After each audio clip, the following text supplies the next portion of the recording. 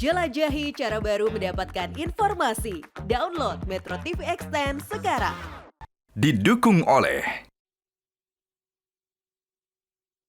Halo pemirsa, apa kabar? Ini ada kabar gembira bagi masyarakat yang membutuhkan akses listrik. Karena tahun ini pemerintah kembali mengadakan bantuan pasang baru listrik untuk masyarakat yang kurang mampu. Program ini adalah lanjutan dari bantuan pasang baru listrik di tahun lalu sebagai komitmen pemerintah dalam menyediakan penyediaan akses listrik untuk masyarakat di tanah air. Dan untuk membahas mengenai bantuan pasang baru listrik ini serta bagaimana partisipasi masyarakat dalam program ini, saya akan berbincang bersama dengan Sekretaris Direktorat Jenderal Ketenagalistrikan Ida Nuriyatin Vinahari serta pengamat kebijakan publik Agus Pambagio. Apa kabar Ibu Ida, Pak Agus? Kabar baik Mbak Maria. Iya, terima kasih sebelumnya sudah bersedia hadir bersama kami di sini untuk membahas mengenai bantuan pasang baru listrik ini. Mungkin saya ingin langsung ke Ibu Ida terlebih dahulu. Ibu, bagaimana sebenarnya awal mula inisiasi dari bantuan pasang baru listrik ini? Iya, terima kasih Mbak Maria. Jadi bantuan pasang baru listrik ini memang tentunya kita tujuan utamanya untuk meningkatkan akses masyarakat ya. Jadi pemerintah punya kewajiban untuk melistriki keseluruhan masyarakat dan bagaimana kita bisa meningkatkan rasio elektrifikasi kita secara nasional bahwa sekarang ini belum sampai 100% gitu ya. Sehingga memang pemerintah punya kewajiban untuk melistriki itu termasuk di daerah 3T. Dan kemudian di tahun 2022 kemarin bagaimana pemerintah khususnya Kementerian SDM dan juga DPR RI ya menginisiasi program bantuan pasang baru listrik ini. Di mana memang pasang baru listrik ini kan kalau ingin menjadi pelanggan PT PLN kan harus bayar ya. Baik. Dari masih banyak juga masyarakat kita itu yang meskipun sudah ada jaringan listrik di depan rumahnya, mereka tidak mampu untuk membayar biaya sambungan gitu ya. Kemudian ada juga masyarakat yang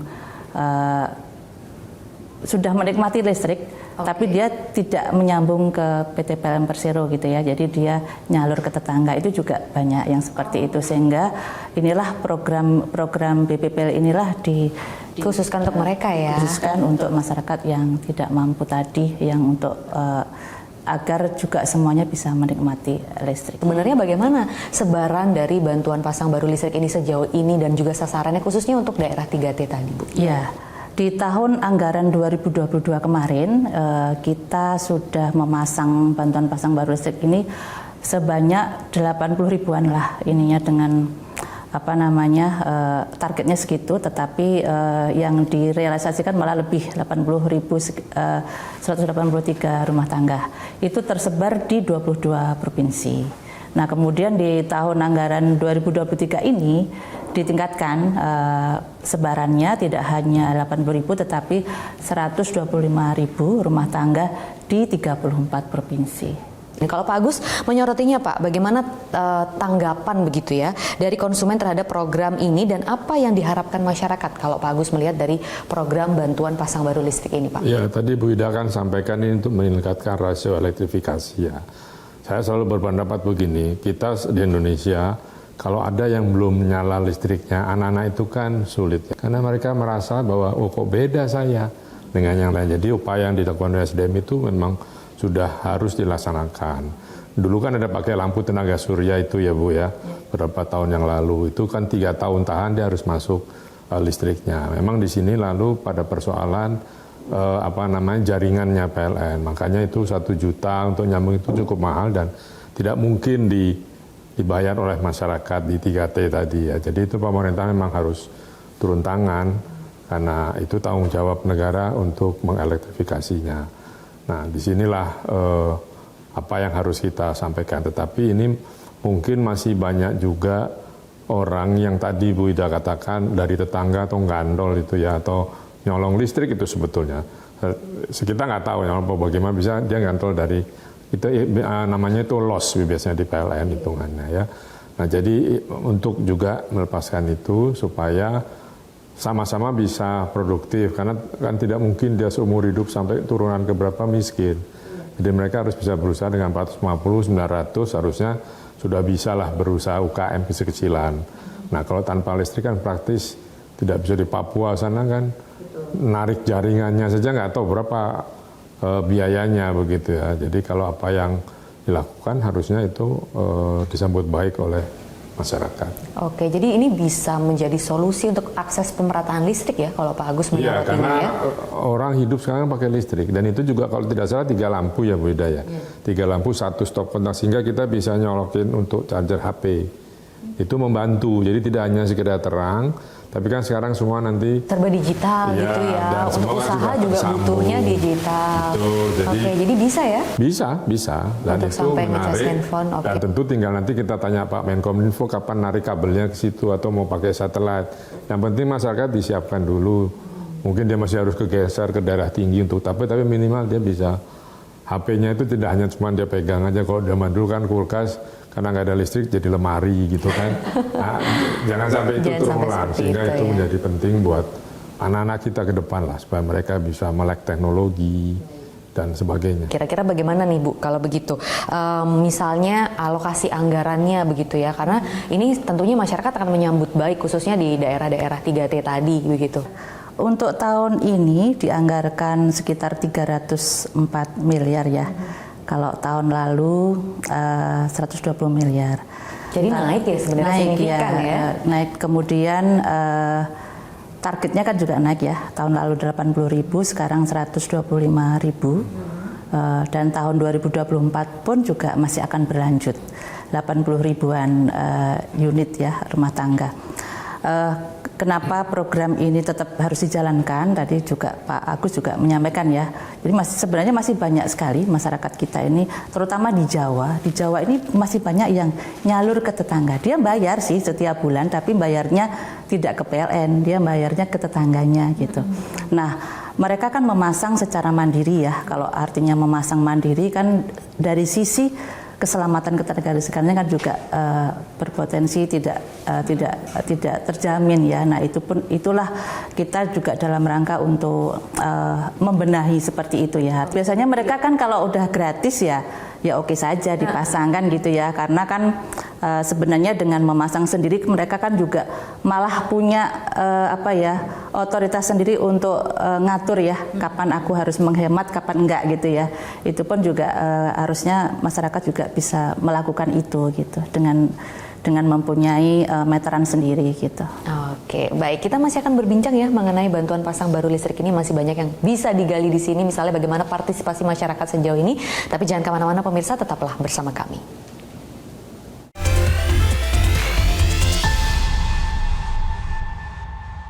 Didukung oleh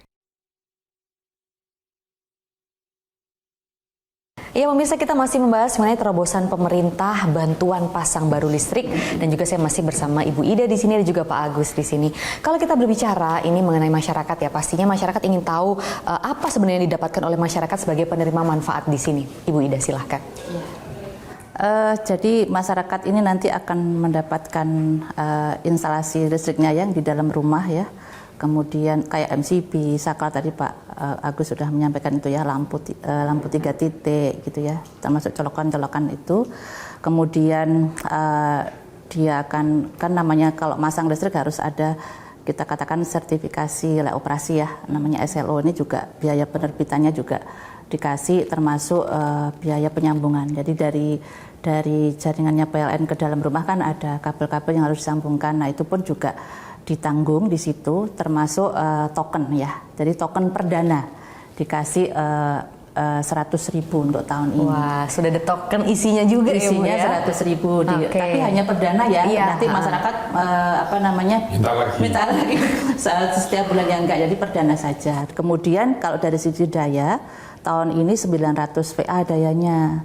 Kalau tahun kemarin 450 VA. Jadi sebenarnya yang masyarakat yang tahun 2023 yang dapat lebih beruntung karena dapat lebih gede gitu, 900 VA. Yang tadi Pak Agus bilang itu ya, bisa ngecas ya, bisa usaha digital lagi kalau gitu tahun ya. lalu tokennya cuman 20.000, sekarang ditingkatkan 100.000. Pak Agus bagaimana menyorotinya? Dari tahun lalu ini cuma 450 VA, sekarang naik loh Pak, signifikan lagi naiknya itu langsung 900 VA di tahun 2023. Ya, itu memang golongan sosial kedua ya, yang sebagian masih disubsidi. Tetapi memang kalau kita mau mendorong ekonomi itu meningkat, harus agak tinggi listriknya karena dia harus, misalnya dia mau bikin apa, es, apa kan pakai kulkas, dia mau apa, jadi kalau 450 memang kurang. Paling dia kue-kue yang dimasak di kompor LPG subsidi lagi nanti kan. Nah, jadi maksud saya itu harusnya lebih membuat masyarakat antusias untuk bisa berusaha, ya kan. Kan pemerintah mendorong tuh UMKM lah segala macam. Nah, itu listriknya paling tidak perkiraan saya sih 900 supaya dia tidak perlu bergiliran gitu ya. Dan ada colokan itu juga untuk dia bisa mengakses data dan sebagainya. Karena kan anak-anak sekarang apapun level ekonomi orang tuanya megang HP kan. Kalau orang tuanya punya pasti dia minta. Kalau orang tuanya kerja kan disuruh main HP sendiri, nah kerja. Jadi pola-pola itu memang harus ditunjang oleh suplai listrik yang cukup. Karena kalau tidak kita akan berharap bahwa elektrifikasi naik tetapi juga kesejahteraan masyarakat naik. Karena kalau tanpa listrik itu kayak zaman Flintstone, zaman batu itu kan enggak. Jadi kita tingkatkan, itu memang tanggung jawab pemerintah. Kalau pemerintah sudah punya program itu harus kita jaga. Kemudian kita dorong inovasi apa lagi yang bisa diberikan oleh pemerintah atau yang sudah diberikan itu diinovasi apa supaya orang bisa meningkatkan taraf hidupnya. Itu kurang lebih. Oke, nah kalau Ibu bagaimana nih sebenarnya kita untuk mendapatkan bantuan pasang baru listrik ini? Apa persyaratannya Bu? Nah, kan memang dari Kementerian SDM itu kan menugaskan kepada PT PLN Persero ya untuk pemasangannya gitu ya, dan masyarakat yang dibolehkan mendapatkan itu kan ada kriterianya, antara lain memang ya tentunya dia belum menikmati listrik ya, belum punya ini, masyarakat yang tidak mampu belum berlistrik. Terus kemudian yang tadi yang nyalur itu juga boleh gitu ya, memang dia belum sebagai pelanggan PLN, dan yang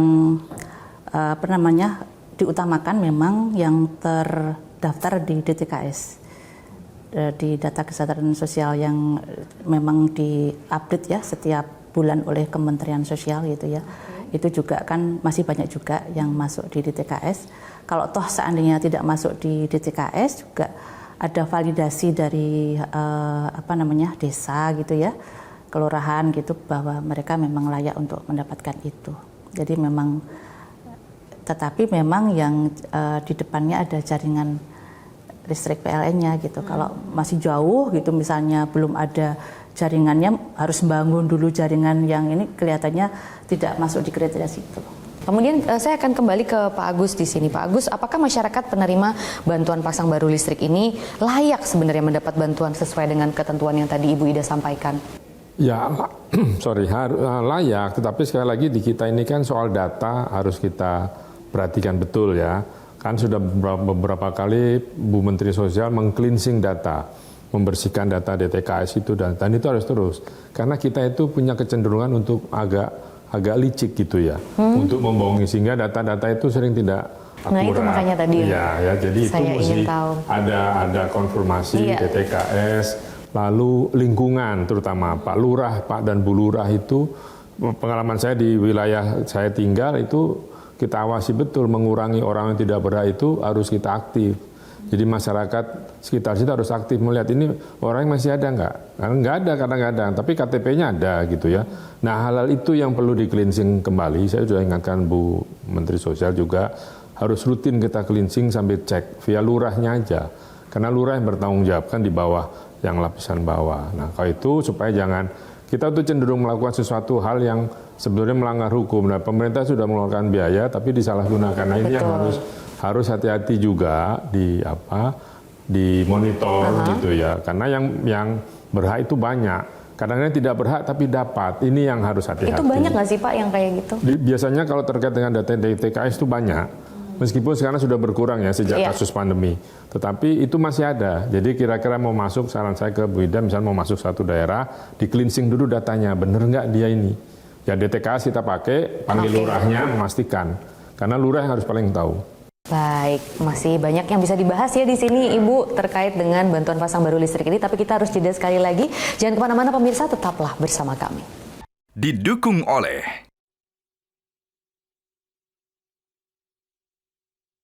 Pemirsa, terima kasih Anda masih bersama kami dan kami masih membahas mengenai bantuan pasang baru listrik, sebuah inovasi dari pemerintah. Nah, saya akan kembali bertanya ke Pak Agus di sini. Pak Agus, kalau Pak Agus mengamati apa saja sebenarnya keluhan-keluhan terkait pelayanan ketenaga listrikan sejauh ini, Pak? Gini, kalau sekarang keluhan soal tarif nggak ada karena pakai token umumnya. Betul. Jadi dia lihat, kalau itu kan bunyinya, tanya-tanya. Saya sih di rumah masih pakai yang pasca bayar.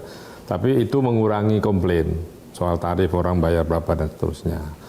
Cuma ada beberapa yang masih itu soal misalnya orang mau tambah daya, nah itu juga masih ada beberapa yang telepon PLN gitu, kemudian lama nggak ya diterima di 14 berapa? 147 ya? 123. Nah itu dilayani tetapi nggak dikerjakan. Lalu dia ketemu saya, terus biasalah saya telepon saja, itu terus jalan. Nah, tidak terlalu banyak lagi sekarang. Saya nggak tahu data di YLKI ya, saya udah tidak di YLKI lagi tadi. Jadi mereka mungkin punya data rincinya. Tapi menurut saya patokannya suka ada yang telepon ke saya itu ya udah jarang. Kalau itu prabayar itu praktis tidak merepotkan karena ya sudah habis ya habis gitu. Nah, terkait tadi mungkin Bu, kalau ada keluhan-keluhan atau misalnya masyarakat ini mengadu, itu sebenarnya apa saja sih kanal-kanal pelayanan informasi atau pengaduan di Ditjen Ketenagalistrikan, dan bagaimana sebenarnya cara masyarakat ini bisa melakukan pengaduan ke Ditjen Ketenagalistrikan, Bu? Iya, tentunya kami berkomitmen ya untuk pelayanan ke masyarakat semakin tahun semakin baik gitu. Betul. Dan kita sudah menyediakan untuk kanal pengaduan itu dengan berbagai cara lah ya. Ada yang bisa tatap muka, jadi ada yang bisa datang langsung ke kantor. Kami punya ruang pelayanan khusus gitu di Ditjen Ketenagalistrikan. Terus kemudian kita kan juga sudah punya pengaduan yang nasional itu yang diinisiasi oleh Pak Presiden, namanya Lapor ya. Itu juga sudah dijalankan, sudah berjalan. Terus kontak center Kementerian SDM juga ada 136 maupun lewat email. Email juga ada info Gatrik ya, SDM Goid gitu. Kemudian juga lewat Facebook, Twitter dan sebagainya. Itu jadi, juga sudah ada gitu ya. Hampir semua platform ya sebenarnya. Hampir semua platform ya, biasa ini. Nah, kemudian ini kan untuk masyarakat yang melek teknologi gitu ya. Betul. Nah, bagaimana dengan yang nggak melek masih seperti gaptek apa gitu ya? Yang gaptek seperti apa gitu ya. Kami pun juga mendorong teman-teman PLN itu sampai ke masyarakat sampai kecamatan ya, di unit-unit untuk menyediakan itu. Jadi memang tentunya PLN juga sampai ke level bawah ya, sampai level kecamatan gitu ya untuk menangani pengaduan itu. Jadi jemput bola juga gitu ya. Kemudian kami pun juga bekerja sama dengan Kementerian Dalam Negeri. Kalau seandainya masyarakat mau mengadu soal listrik juga mereka bisa lewat kelurahan, nanti ke kecamatan, nanti kecamatannya bisa menginput apa sih dibantu gitu ya untuk pengaduan-pengaduan, misalnya yang banyak sih biasanya mereka minta subsidi listrik gitu misalnya kayak gitu ya, itu pun juga bisa dilaporkan lewat dari desa ke kecamatan itu. Jadi itu yang kami lakukan selama ini. Ada tidak sih Bu upaya-upaya lain juga misalnya yang dilakukan untuk mendapatkan masukan dari publik begitu? Tidak hanya sekedar pengaduan ataupun keluhan, tapi juga mungkin masukan untuk evaluasi program-program yang lebih baik nantinya. Iya, tentunya kami terus melakukan sosialisasi maupun FGD ya kepada stakeholder juga ya, ininya apa sih yang perlu diimprove dan apa saja keluhan masyarakat gitu ya, itu juga terus kami lakukan gitu ya, dan kami pun setiap triwulan gitu, setiap 3 bulan juga kita melakukan monef untuk kepuasan masyarakat gitu ya, dan karena itu juga kami di monef juga oleh Kementerian Pan-RB gitu ya, seberapa indeks kepuasan masyarakat yang sudah dijalankan gitu ya, dan di tahun 2023 ini di triwulan pertama kita indeksnya sekitar 3,77 dari skala 4 gitu ya, meskipun target kami sekitar 3,6, jadi sudah melebihi target sebenarnya, tapi itulah menjadi acuan kami bagaimana kita terus meningkatkan pelayanan kita kepada masyarakat. Kalau Pak Agus sendiri Pak, apa yang perlu ditingkatkan dalam pelayanan di subsektor ketenaga listrikan ini Pak? Khususnya untuk inovasi yang juga kita bicarakan tadi mengenai bantuan pasang baru listrik. Tentu jangkauan PLN itu ke daerah, kan kalau tadi Bu Ida sampai Jawa banyak. Yang di pelosok itu jaringannya diperluas karena kita punya kapasitas yang berlebih dan itu harus dimanfaatkan. Nah, kalau bisa dimanfaatkan oleh masyarakat golongan ini tentu lebih baik. Tentu memang harus ada investasi dari PLN atau bantuan pemerintah untuk membangun jaringan itu yang tidak murah kalau di pedalaman. Tapi dulu sempatkan di bridging dengan menggunakan yang fotovoltaik atau yang matahari itu. Nah, apakah itu masih mau dilanjutkan? Yang penting daerah itu tidak gelap. Kan itu ya. Karena kalau gelap itu ada diskriminasi sambil sama-sama di Indonesia kalau saya gelap. Nah, sambil menunggu kalau baterai itu berapa? Sekitar 3 tahun dia tahan. Sambil menunggu itu pakailah ini. Jadi nyala malam saja, siang tidak. Itu matahari atau apalah yang renewable energy supaya bisa disampaikan, dan juga penjelasan terus edukasi ke masyarakat itu menjadi penting. Tadi nanti jangan-jangan minta voucher baru atau dan seterusnya, dan mekanisme cara permohonannya seperti apa, di mana, kasih lalu juga cleansing data tadi harus penting karena kalau tidak nanti salah sasaran lagi. Kita kan sering pemerintah memberikan bantuan tetapi menjadi salah sasaran. Nah, ini yang tidak boleh diulangi soal efisiensi dana PSO atau dana substitusi untuk masyarakat yang memerlukan itu memang sampai ke yang berhak. Masyarakat juga jangan hanya menerima lalu untuk konsumtif, buatlah mereka untuk peningkatan ekonomi apa saja. UMKM kan didorong, selain listrik sudah ada, kan tinggal minta bantuan lain, urusan UMKM kan banyak sekarang. Nah, jadi warga yang produktif lah gitu. Tapi jangan satu jalan, satu RT semua bikin makanan yang sejenis semua bikin karena itu laku, jangan gitu.